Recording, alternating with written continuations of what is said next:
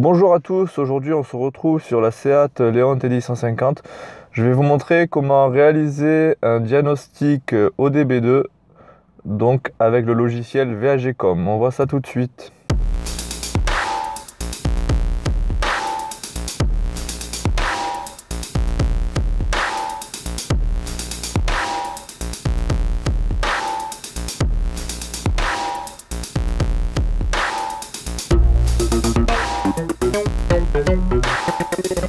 Donc dans un premier temps, je vais vous présenter les outils nécessaires à VAGcom, que ce soit des outils matériels ou des outils logiciels. Je vais vous rappeler que le véhicule là, c'est une Seat Leon TDI 150 1M de type ARL et d'année 2004. Donc pour cela, j'ai besoin d'un câble ODB2 VAGcom. Donc c'est ce câble là que vous voyez ici, donc avec une prise ODB2 en bout et une prise de type câble USB pour brancher sur votre ordinateur. Donc précisément, c'est un câble J-USB Volkswagen Audi type KKL VAGcom pour la version 409.1 ODB2. Donc en général, ces types de type KKL, ils sont compatibles avec les véhicules Volkswagen anciens. Comme mon véhicule est la D2004, ça va le faire. En fait, ils sont compatibles avec les véhicules qui utilisent les lignes K pour le diagnostic. Ce type de câble-là, ils sont bleus, ou ils peuvent être une autre couleur, mais en général ils sont bleus. Encore une fois, je vous mettrai les liens de tout le matériel nécessaire dans la description de la vidéo YouTube. Donc ça, c'est la première chose qu'il vous faut, c'est ce câble là, donc le câble ODB2 de type KKL pour 409.1. Donc ensuite, il vous faut un PC portable sous Windows. Donc là, j'ai un PC portable, moi c'est du Windows 10, donc un câble et un PC portable. Voilà pour la partie matérielle. Pour la partie software, donc avec ce câble là, donc avec le câble, ce câble là, donc il y a plusieurs versions de VAGcom qui marchent. Donc en premier, vous avez la VAGcom 311.2-N qui est de l'année 2003. Vous avez la 409.1-S ou US de 2004. Mais vous avez également des versions VCDS. VCDS, c'est le remplaçant de VAGcom un peu plus récent. Vous pouvez utiliser VCDS Lite de 1.0, 1.1 à 1.2, donc de la 1.0 à la 1.2. Donc voilà, c'est les seuls logiciels qui, à ma connaissance, sont compatibles avec ce type de câble là. Pour ma part, je vais utiliser VAGcom 311.2-N. Vous avez besoin aussi des drivers qui sont généralement fournis avec le câble. Moi, on m'avait fourni que des drivers pour Windows XP à la base parce que le câble, je l'ai acheté c'était au moins il y a 10 ans, sans mentir. Si c'est pas le cas, je vous mets le nom des drivers. Vous pouvez télécharger des drivers CDM V2.12.28, c'est la version actuelle, WHQL. Ça peut évoluer, mais en tout cas, ces drivers qui sont disponibles sur ftdiship.com m'a permis d'installer le câble VAGcom, les drivers du câble VAGcom sur ma version de Windows 10. Donc si vous voulez, je peux vous expliquer rapidement, c'est pas l'objet de ce tuto, mais je peux vous expliquer rapidement comment il faut faire pour installer les drivers. En fait, vous allez dans le gestionnaire périphérique, vous faites clic droit, vous avez deux options, soit vous pouvez rechercher en ligne ou sur Windows les drivers, mais c'est pas cette option là qu'il faut choisir, il faut rechercher manuellement et aller dans le répertoire des drivers que je vous ai indiqué qu'il fallait télécharger, donc le CDM, etc., etc. Donc voilà, nous avons vu tous les outils nécessaires pour faire un diagnostic VAGcom ODB2 sur ce véhicule là. Donc ce que je vais faire maintenant, c'est que je vais vous montrer l'emplacement de la prise ODB2 sur votre véhicule. Donc là, sur la Seat Leon TDI 150. Ça varie selon les véhicules, donc renseignez-vous, vous trouverez facilement l'information sur internet, même peut-être dans le manuel de la voiture, je sais pas. Donc sur ce véhicule là, la prise ODB2, elle est sous l'allume-cigare. Je vous montre ça de suite. Donc là, vous avez la console, vous descendez, et voyez ici, vous avez votre prise ODB2. Vous avez sûrement un cache ici, que moi j'ai retiré et que j'ai perdu, d'ailleurs c'est lamentable. Mais voilà, elle se trouve là et c'est ici qu'on va connecter notre câble. Pour faire votre diagnostic VAGcom, vous l'aurez compris, je connecte mon câble ODB2 sur cette prise là. Il y a un détrompeur, vous ne pouvez pas vous tromper de sens. Donc je le connecte, voilà, ici, de cette manière là. Il y a une lumière bleue qui me dit que c'est connecté. Je connecte ici le câble USB sur mon ordinateur. Donc je vais enlever ça qui ne sert à rien. Et hop, je le connecte ici.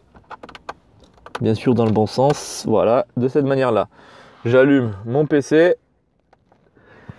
Et voilà le montage. Donc en gros, le câble connecté sur la prise ODB2, relié via USB sur votre ordinateur portable.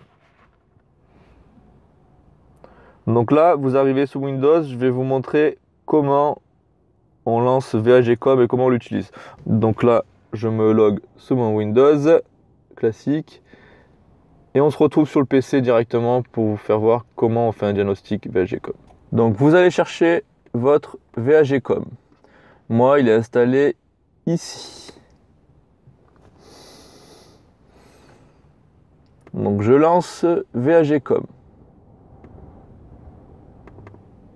Voilà, donc c'est un outil qui se présente de cette manière-là. Ici, vous avez les options du programme. Ici, vous avez l'à propos. C'est en anglais, par contre, il va falloir. Ici, c'est pour tester l'interface. Je vais vous montrer comment on l'utilise. Et ici, c'est pour faire les scans des codes. Donc, je vais vous montrer comment on utilise tout ça. Donc, première chose à faire, c'est de mettre le contact sur votre voiture. Alors là, attention. Il faut savoir que les scans, en général, ça pompe de la batterie à max. Moi, ça m'est déjà arrivé de faire plusieurs scans du véhicule et de me retrouver en panne de batterie. Donc, soit vous avez deux options. Soit vous mettez juste le contact pour que votre câble soit reconnu et faire un diagnostic, soit vous allez allumer carrément le véhicule. Moi, je vous conseille d'allumer carrément le véhicule, au moins la batterie se recharge en même temps. Et ça vous évitera de vous retrouver dans le cas où vous ne pouvez plus démarrer votre voiture parce que vous êtes allé trifouiller dans les options de VHGCOM, vous avez fait trop de diagnostics et vous avez bidé votre batterie. Ça m'est déjà arrivé, donc vous ne vous moquez pas. Donc on allume le contact, on allume le véhicule. Voilà, vous allez dans les options. Donc ici, vous avez cette partie-là qui nous intéresse. Donc vous avez plusieurs ports COM en fait pour communiquer avec votre véhicule. Donc il y a le COM 1, le COM 2, le COM 3 et le COM 4. Sur Windows, on avait plus, on peut utiliser que ces quatre ports-là. Donc ce que je vais faire, c'est vous montrer déjà comment déterminer sur quel port vous êtes connecté. Donc vous allez dans gestionnaire de périphérique, donc dans panneau de configuration, panneau de configuration. Alors, matériel audio, vous avez gestionnaire de périphérique ici. Ici, vous allez vérifier dans les ports COM et LPT. Bien sûr, il faut que votre câble soit correctement câblé et installé avec les drivers. Donc ici, vous voyez, j'ai USB Serial Port, il s'est monté sur le COM6. Or, mon VHGCOM ne me permet pas d'utiliser le COM6, donc je vais modifier ça. Donc je vais dans Propriétés, Paramètres du port, hop, sûrement dans Avancé, voilà, j'ai le COM6. Je change, je vais mettre le COM 1 parce que c'est le seul qui est disponible. Voilà, je mets OK. Je mets OK. Donc, on voit ici qu'il s'est bien connecté sur le COM 1. Donc, je ferme ça. Je vais dans VHGCOM et je vais tester le COM 1. Test. Donc, voilà. Il cherche. Donc, là, c'est vraiment pour tester l'interface. Vous voyez, COM portatu OK. Pas de défaut trouvé. Donc, c'est bon. Par exemple, si je me mets sur le COM 2, bien sûr, je ne pourrai pas tester. Ça va être KO. Donc, voilà. Là, on a vérifié qu'on était bien connecté sur le COM 1 et qui dialogue bien avec VHGCOM. Donc déjà, c'est le point positif. Donc là, vous pouvez faire Apply.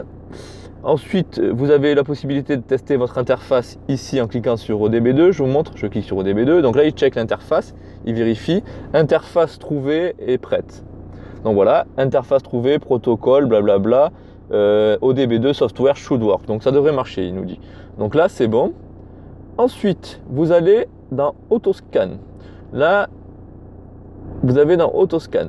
Moi, ce que j'ai fait, c'est dans un fichier. Alors, je vais vous montrer l'option.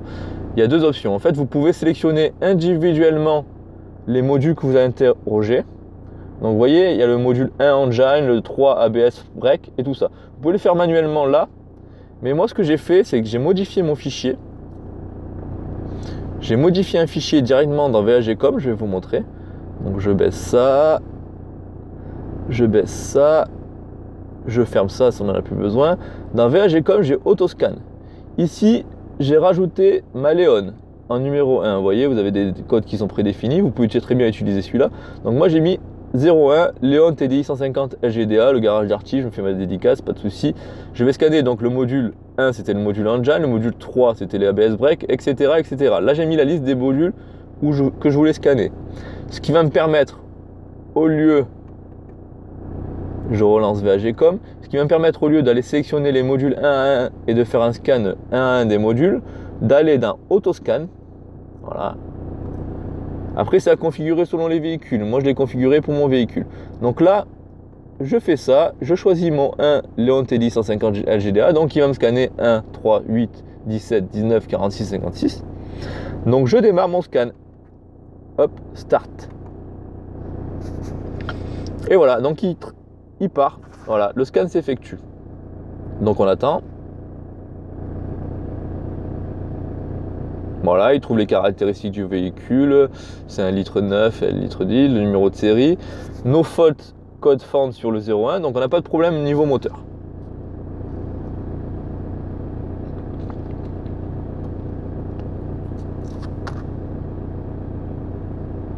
Ça scanne encore.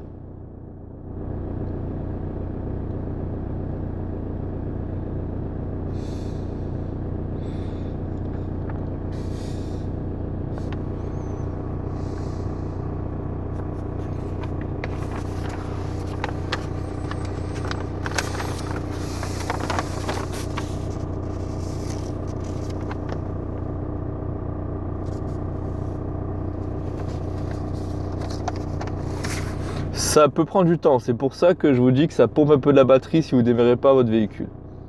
Donc là, il teste la climatronique. Là, il n'arrive pas à trouver sur le module 8, il n'arrive pas à faire le scan parce qu'il me met des erreurs, c'est pas très grave. Donc là, pareil, il scanne un certain temps. Donc on va attendre que ça se termine.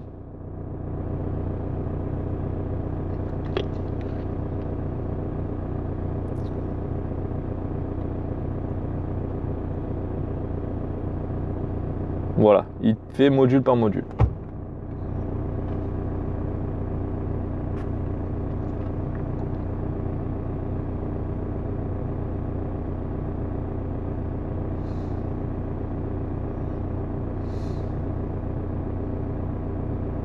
Ah, il a trouvé des défauts, on y reviendra plus tard.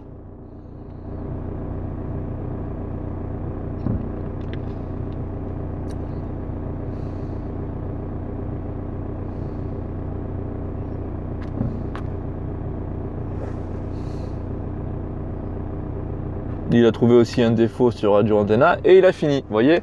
Donc il arrive en end. Donc vous pouvez faire plusieurs choses, vous pouvez copier les résultats, print result. Moi ce que j'aime bien faire, c'est je copie les résultats. Voilà.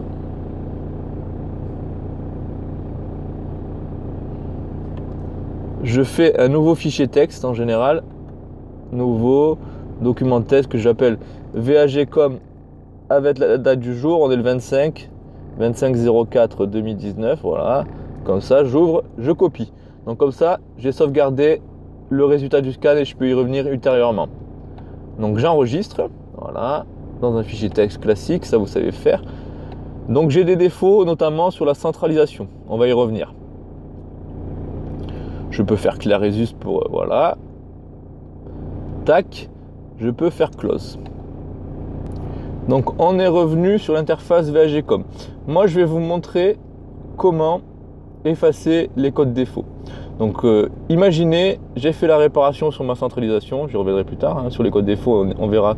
J'ai fait ma réparation sur la centralisation. Vous voyez, j'ai eu mes erreurs sur l'adresse 46, sur le module 46. Donc voilà, j'ai réparé ma centralisation, mais j'ai toujours ces défauts-là. Donc il faut que je les supprime. Pour les supprimer, c'est très simple. Pour retenir le module, c'est le module 46. Vous retournez dans VAGcom, vous allez dans sélection contrôle module, vous allez dans le module qui cause problème, 46 CentConf. Ça charge, donc là,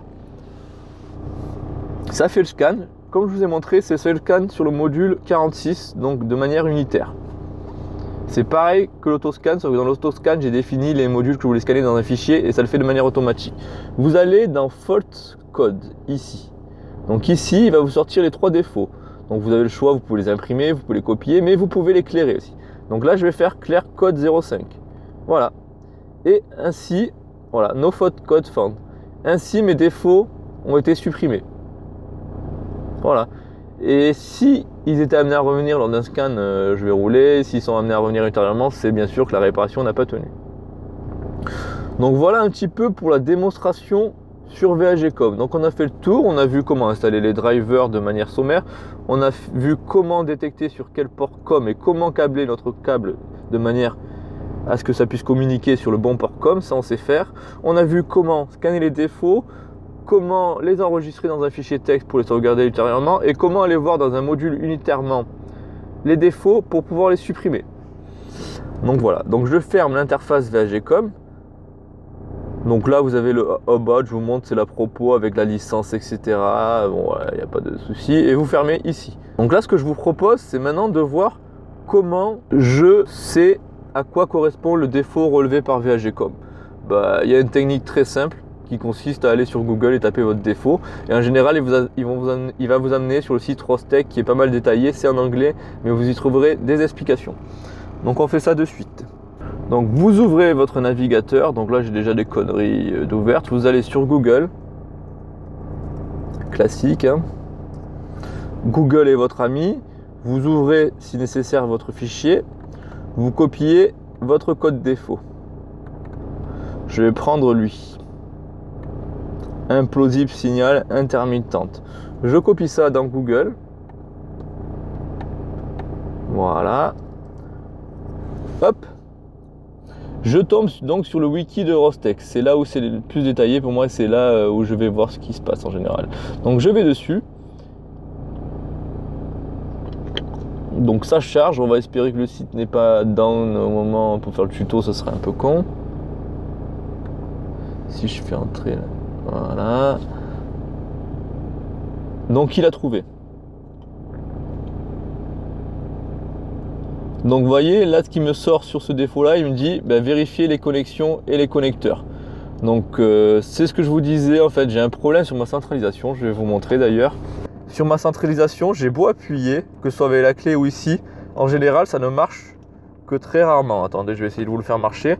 Donc là, mais vous voyez, j'arrive même pas à ouvrir mes portières. Les fermer, n'en parlons pas.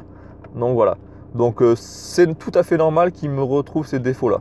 Je me serais inquiété justement si j'avais pas de défaut. Ça voudrait dire que j'ai un problème, mais potentiellement je sais pas d'où il vient. Et le fait et l'intérêt de tout ce logiciel, c'est particulièrement de vous dire écoutez, voilà, j'ai trouvé un défaut. Voilà, j'espère que cette vidéo sur VHGCOM vous a plu, que j'ai pu vous montrer l'intérêt d'avoir une telle application, d'installer sur son ordinateur. Vous êtes encore de plus en plus nombreux à me suivre, donc c'est cool. N'hésitez pas à vous abonner si ce n'est pas déjà fait, à en parler à vos amis également si la vidéo vous a plu. Mettez-moi en commentaire ce que vous avez pensé de la vidéo. Je vous dis à très bientôt sur AGDA.